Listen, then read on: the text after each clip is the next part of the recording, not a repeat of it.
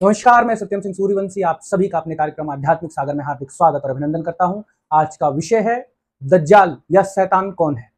आज हम सभी इस्लामिक साहित्यों के दज्जाल और ईसाई साहित्यों के शैतान के बारे में अध्ययन करेंगे कि आखिर किसे दज्जाल और शैतान कहा जा सकता है। तो इस्लाम में बहुत सारी व्याख्याएं हैं इस दज्जाल के बारे में कि एक आंख से काना होगा, वो जन्नत को जहन्नुम कहेगा, जहन्नुम को जन्नत कहेगा, वो लोगों को भ्रमित करेगा, चमत्कार दिखाएगा, वो हिजड़ा होगा। इसके अलावा भी बहुत सारी व्याख्याएं इस्लाम ने कर रखी हैं। पैगंबर मोहम्मद ने भी बहुत सारी व्याख्याएं दज्जाल के बारे में की।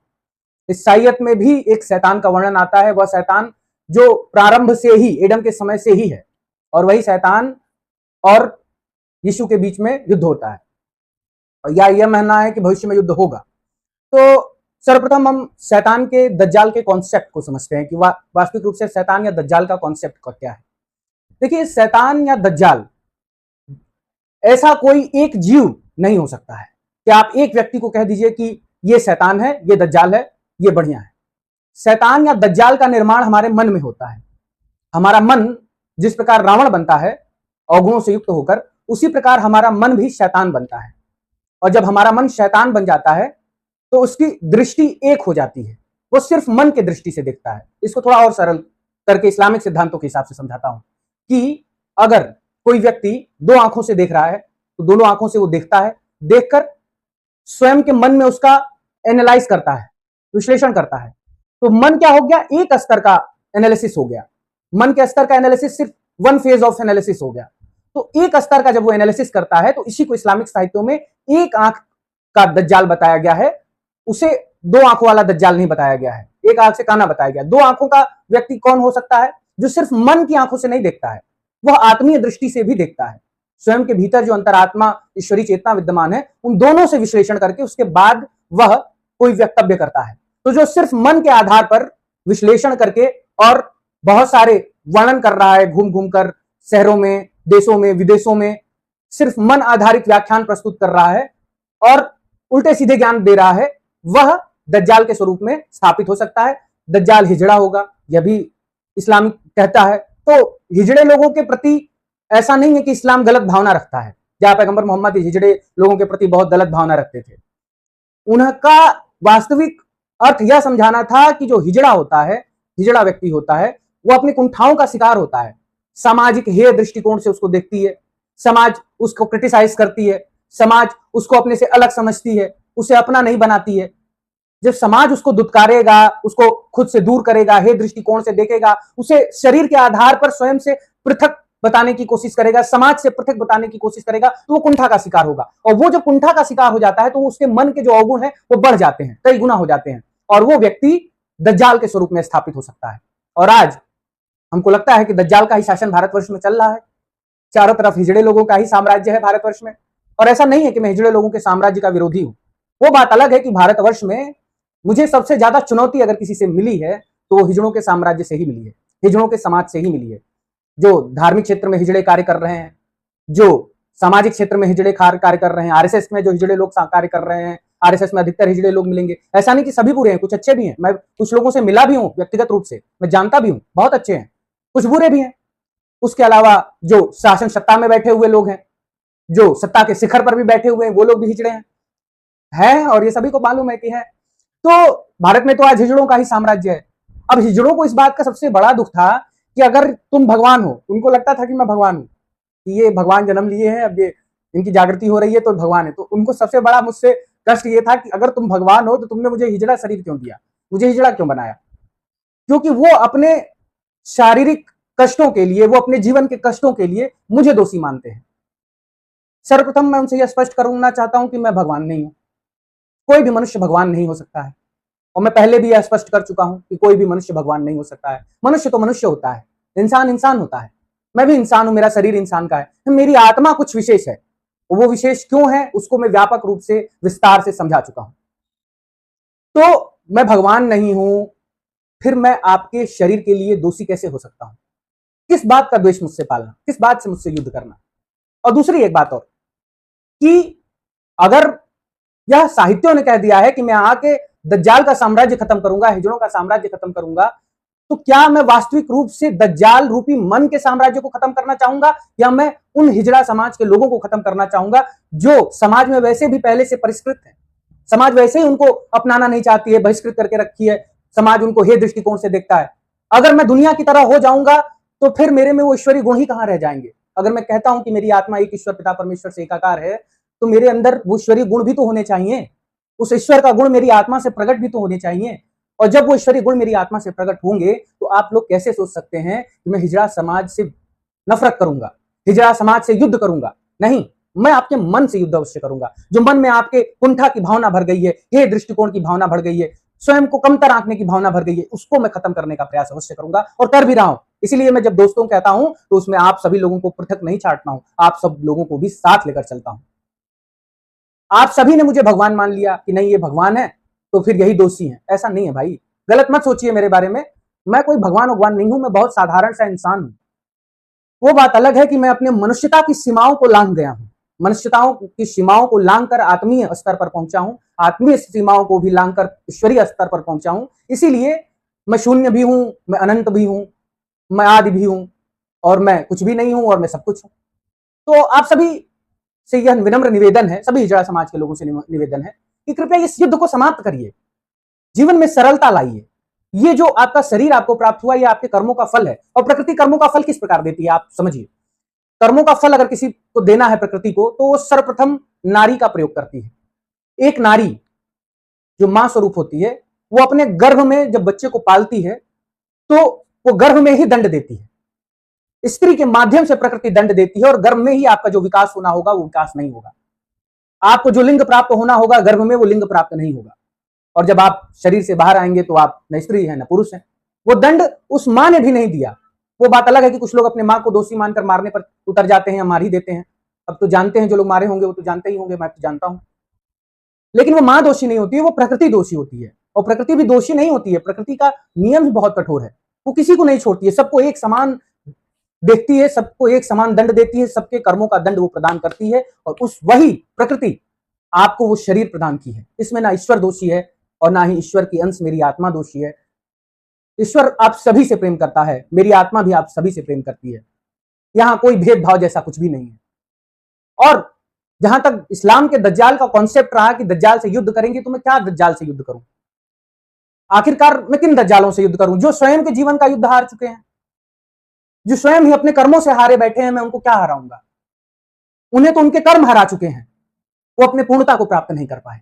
और आज भी उनके कर्म वो नहीं है कि वो पूर्णता को प्राप्त करे, आज भी वो स्वयं को स्वयं ही हराते चले जा रहे हैं। ऐसी परिस्थितियों में मैं क्या हिजड़ा समाज से लड़ूंगा और किस प्रकार उनको हराऊंगा और क्यों हराऊंगा? जो खुद हारे बैठे हैं, मैं उनको कैसे हराऊं? मैं तो हारों को उठाने वाला हूं, मैं तो हारे हुए लोगों के साथ खड़ा होता हूं, मैं तो हारों का सहारा बनने के लिए कोशिश करता हूं। मैं क्या उनको हराऊंगा?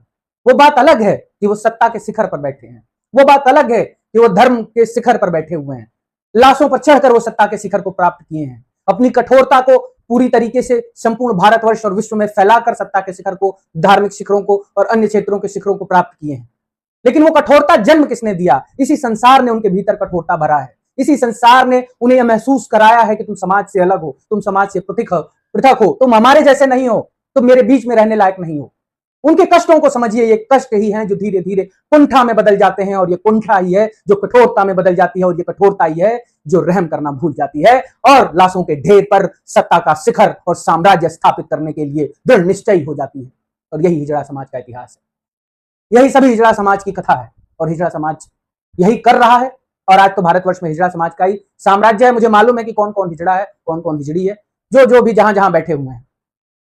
आप लोग मेरी शक्ति बनिए, आप लोग मेरे विरोधी मत बनिए, क्योंकि मैं ही एक इकलौता व्यक्ति हूं जो आज तक विश्व के इतिहास में आपके भावनाओं को, आपके मर्म को एड्रेस कर रहा हूं, आपको समझ रहा हूं, आपको समझने का प्रयास किया हूं। इन 3 वर्षों की यात्रा में मैं सबसे ज्यादा हिजड़ा समाज के लोगों की भावनाओं को समझने का प्रयास किया हूं। आपके कष्टों को देने के बावजूद भी मैं आपसे नफरत नहीं किया हूं, क्योंकि मुझे पता है कि पूरी दुनिया ने नफरत किया है। अगर मैं भी नफरत करने लगूंगा तो पूरी दुनिया में और मेरे में क्या फर्क रह जाएगा? वो कौन सा ईश्वरीय गुण जो मेरे भीतर रह जाएगा, जो एक ईश्वर पिता परमेश्वर से मुझे प्राप्त हो जाता है? मैं तो कहता हूं कि मेरे और पिता में कोई भेद नहीं है। अगर मेरे और पिता में कोई भेद नहीं है तो वो भेद नहीं दिखना चाहिए। इसीलिए मैं आपके दिए लाखों कष्टों को भी सहकर, बर्दाश्त करके उनसे जूझ कर मैं आपसे आज भी उतना ही प्रेम करता हूं, क्योंकि मेरे पिता आपसे प्रेम करते हैं। आपके भीतर वो जो आत्मा है उससे मेरे पिता प्रेम करते हैं, और जो मेरे पिता प्रेम करते हैं तो मैं भी प्रेम करता हूं। इस प्रेम की धारा कभी नहीं रुकने वाली। ये शरीर देखकर प्रेम नहीं करता है। प्रकृति दंड देती है, प्रकृति न्याय करती है, यह प्रकृति की व्यवस्था है। आपका क्रोध जायज है, लेकिन आपको अपने कर्मों के विषय में सोचना होगा कि ये आप ही के कर्म है, ये आप ही के कर्म है जिन्होंने आपको हराया है, इन परिस्थितियों में पहुंचाया है। ये आप ही के कर्म है जो आज भी आपको हरा रहा है, लगातार पीछे की तरफ लेकर जा रहा है। इस्लाम ने जो कहा, आप लोगों ने समझ लिया कि हाँ इस्लाम ही यीशु का साथ दे सकता है, तो ऐसा करते हैं कि हम लोग खुद ही सब लोग इस्लाम झारे पार्टी इस्लाम अपना लेते हैं, तो जाएंगे कहां यीशु। तो हम आप लोगों के जितने उड़ान हैं उन उड़ानों को पहचानता हूं, आप सभी की ऊंचाइयां और गहराइयां जानता हूं। अगर आप मेरे नियंत्रण को जानना चाहते हैं तो आप यह समझ सकते हैं कि मेरी आत्मा एक ईश्वर पिता परमेश्वर से एकाकार है। तो आज मेरी आत्मा पिता से एकाकार होकर पिता के स्वरूप में स्थित है, इसीलिए मेरी आत्मा इस प्रकृति की पुरुष है।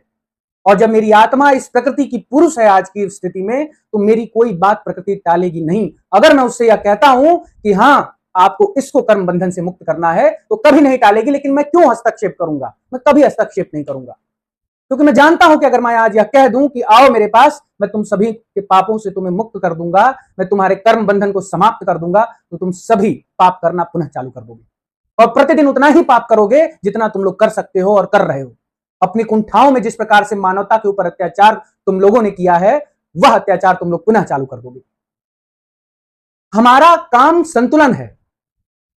मेरे पास जो मेरी आत्मीय सृष्टि का नियंत्रण है, वह संतुलन के लिए स्थापित हुई है।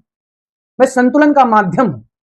ऐसा नहीं है कि मैं भगवान हूं या ईश्वर हूं, लेकिन मेरी जो आत्मा है, जब वो पिता से एकाकार हुई है, एक ईश्वर से एकाकार हुई है, तो वो आज इस प्रकृति का पुरुष है, और प्रकृति मेरे लिए कुछ भी करने को तैयार हो जाएगी। और मैं नहीं समझा पाऊंगा प्रकृति को हर चीज के लिए, मैं माफ कर दूंगा, क्योंकि मैं प्रेमी हूं। पिता का स्वभाव मेरी आत्मा का स्वभाव है, वो सबसे प्रेम करती है, आप सभी से। हम माफ करेंगे, मैं माफ करूंगा, पिता माफ करेंगे, लेकिन ये प्रकृति कभी माफ नहीं करेगी। क्यों माफ नहीं करेगी? क्योंकि मेरी आत्मा एक ईश्वर पिता परमेश्वर से एकाकार है, और मेरी आत्मा आज प्रकृति की पुरुष है। और जो प्रकृति का पुरुष होता है, यह शिवत्व का सिद्धांत है। जब प्रकृति का पुरुष हो जाता है आत्मा, तब प्रकृति उस आत्मा के लिए, उसकी दृष्टि के लिए, उसके जीवन यात्रा के लिए, उसके जीवन संरक्षण के लिए हर वो कर्म करने को तैयार हो जाती है, अपने ही नियम तोड़ने को तैयार हो जाती है। और मैं जानता हूं कि अगर मैं प्रकृति से कहूं, अगर प्रकृति से निवेदन करूं, तो निश्चित रूप से वो अपने नियमों को बदल भी देगी, कठोर से कठोर नियम बदलकर उसे मेरे अनुरूप बना देगी, कर्म बंधनों को भी तोड़ देगी। लेकिन मैं ऐसा नहीं करूंगा, क्योंकि मैं प्रकृति के कार्यों में हस्तक्षेप नहीं करना चाहता। मैं स्वयं प्रकृति के अधीन होकर कार्य करना चाहता हूं, क्योंकि मुझे उसमें आनंद आ रहा है।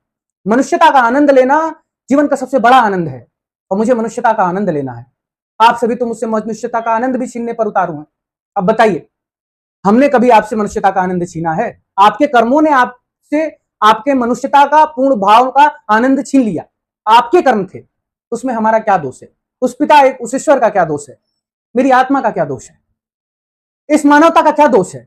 और आप फिर लगातार वही कर्म करते चले जा रहे हैं। आप लोग सोचिए कि अब इससे भी बुरा क्या हो सकता है जो आप लोगों के साथ हुआ है अभी, उससे भी बुरा आपके साथ हो सकता है।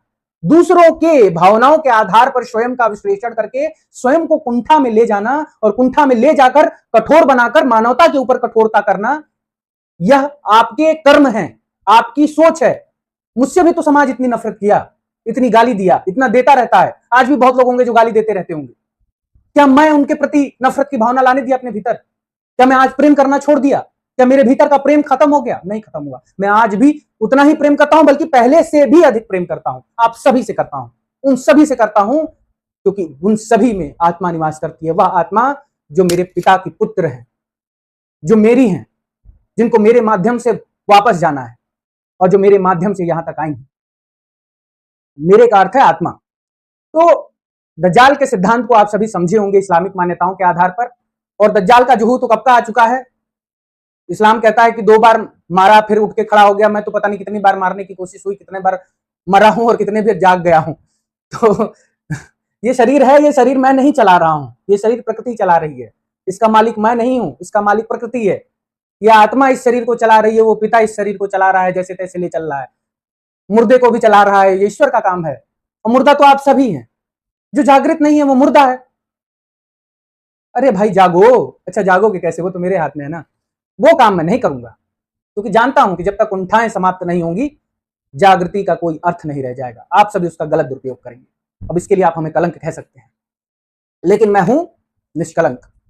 और आप सभी ये स्वीकार कर लीजिए, तो मिलकर भारत के स्वर्णिम भविष्य का निर्माण करेंगे, विश्व के स्वर्णिम भविष्य का निर्माण करेंगे।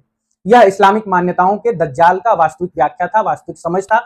आप सभी समझ गए होंगे। इसके साथ ही मैं ईसाइयत के शैतान की भी व्याख्या करता हूं। वो शैतान कोई और हमारा मन ही होता है।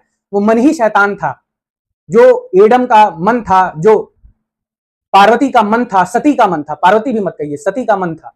वो मन ही शैतान था, उसी ने तंत्र क्रियाओं को शुरू किया। तो शैतान कहीं बाहर नहीं है। शैतान देखना है तो शैतान आपके मन के भीतर है, तो स्वयं के भीतर के शैतान से लड़िए। हमने अपने मन के दज्जाल से लड़ा है, उसको हराया है। लेकिन मेरे मन का दज्जाल ज्यादा ताकतवर दज्जाल नहीं था, बहुत कमजोर दज्जाल था, तुरंत ही खत्म हो गया। आप सभी के मन का दज्जाल कितना कठोर होगा। एक हिजड़ा के मन के दज्जाल की कठोरता समझ लीजिए, वो कितना खतरनाक होगा, जिसके भीतर कुंठा की भावना भरी होगी। इसीलिए इस्लामिक मान्यताओं में हिजड़ा कहा गया है। तो यही दज्जाल का सिद्धांत था। गोग मगोग का भी सिद्धांत आया है कि गोग मगोग आएंगे, अल्लाह का नाम लेंगे, दीवार टूट जाएगी, जिन्हें विभिन्न ईसाई साहित्यों में भी अलग अलग नाम दिया गया है। याजूज माजूज भी कहा गया है इस्लाम में। तो ये सारे सिद्धांत जो हैं, ये कोई जीव नहीं है जो प्रकट होंगे, धरती फाड़ कर आएंगे, पाताल फाड़ कर आएंगे, ऐसा कुछ नहीं है। ये सारे जीव आपके मन में ही जन्म लेंगे। ये सारे आपके मन के जीव हैं। स्वभाव देखिए कि गोग मगोग का स्वभाव क्या है। अब हम कह दें कि यहाँ पे मोदी योगी जी गोग मगोग है, तब तो बहुत बड़ी बात हो जाएगी। तब तो सभी लोग कहेंगे कि अरे तुम तो मोदी योगी कोई गोग मगोग बना दीजिए। लेकिन अगर उनका स्वभाव गोग मगोग से मिलता है, अगर वो नमाजी है, नमाज पढ़ के और शासन सत्ता पर नियंत्रण प्राप्त कर रहे हैं, तो वही गोग मगोग हो सकते हैं। उन्होंने अल्लाह का नाम लिया होगा, गोग मगोग बन गए होंगे। दीवार तोड़ दी होगी, मानवता पर नियंत्रण कर लिया होगा, अत्याचार फैला रहे होंगे। तो सिद्धांत है, सिद्धांत में आप किसी एक व्यक्ति को नहीं जोड़ सकते हैं। आप समाज में विभिन्न लोगों के चरित्र का निर्माण सिद्धांतों के कॉन्सेप्ट के आधार पर कर सकते हैं। हमें उसमें सबसे अच्छे कॉन्सेप्ट को चुनकर, सबसे अच्छे सिद्धांत को चुनकर अपने जीवन में अपनाना है। जो सिद्धांत समाज के हित में है, मानवता के हित में है, उन सिद्धांतों को अपनाना है। और वो सिद्धांत आत्मीय सिद्धांत है, जिन सिद्धांतों को मैं आप सभी के सामने प्रकट कर रहा हूं। इसी के साथ यह भी मैं कहना चाहूंगा कि जो आर्य ब्राह्मण समाज है, वह सुदामा नहीं है जो तन के गरीब हैं। आप सभी समझिएगा, ये तन के गरीब नहीं है, ये धन के भी गरीब नहीं है। आजकल के सुदामा मन के गरीब हैं। ये सह अस्तित्व की भावना इनके भीतर नहीं है। अगर सह अस्तित्व की भावना होती तो आज मुझे इतना युद्ध नहीं करना पड़ता जितना युद्ध भारतवर्ष में हमें आके करना पड़ा है। लेकिन फिर भी ठीक है, सह अस्तित्व की भावना के लिए ही समाज में एक व्यापक परिवर्तन की आवश्यकता है, और वह परिवर्तन हमारे विचारों के साथ आ रहा है। उसे स्वीकार करिएगा। अभी आगे बहुत सारी चर्चाएं होनी शेष है।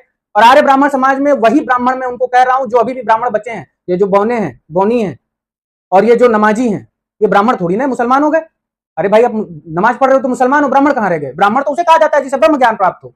मैं स्वयं को तो ब्राह्मण भी कह सकता हूँ, क्षत्रिय वैश्य शूद्र जो कह लीजिए सब हूं मैं तो पुरुष सुक्त का पुरुष हूं, सभी गुण मेरे पास है। तो मुझे किस धारा में बांधिएगा?